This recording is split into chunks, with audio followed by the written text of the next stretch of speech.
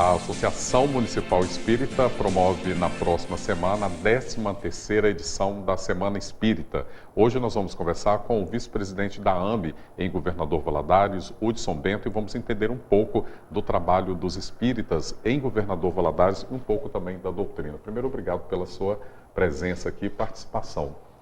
Obrigado. Como que a gente pode definir, diante de tudo que é, em pouco tempo que a gente tem, o que é o Espiritismo, Hudson? O Espiritismo, ele apresenta, ou ele é apresentado para a humanidade como a terceira grande revelação do nosso Mestre Jesus. Jesus falava para um tempo e para um povo que não podia compreender as sutilezas de alguns ensinos dele, então ele promete aos seus apóstolos que ele rogaria ao Pai e o Pai enviaria um consolador prometido que ficaria conosco até os confins dos tempos, né, até o final dos tempos, e esse consolador viria lembrar o que ele havia ensinado e ensinar mais coisas ainda sobre o Evangelho e sobre a ciência do mundo espiritual. Então o Espiritismo ele se apresenta no tempo certo, ele é editado aqui com o lançamento de O Livro dos Espíritos em 1857, Allan Kardec, e essa obra, ela traz então à luz essa doutrina extraordinária.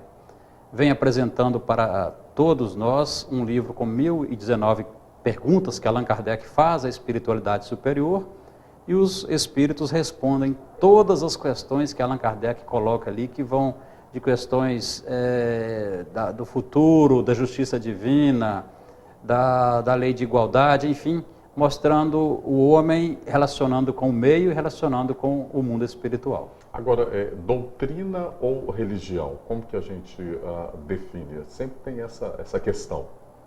Quando Allan Kardec codificou a doutrina dos espíritos, ele não pretendia que ela fosse uma religião.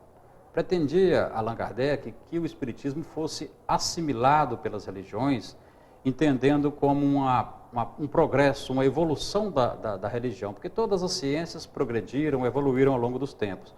Entendia Kardec que também a religião evoluiria com os tempos e assimilaria os princípios doutrinários, mas não aconteceu conforme ele planejou. Pela própria oposição da igreja estabelecida à época, acabou então o Espiritismo tomando uma posição de religião.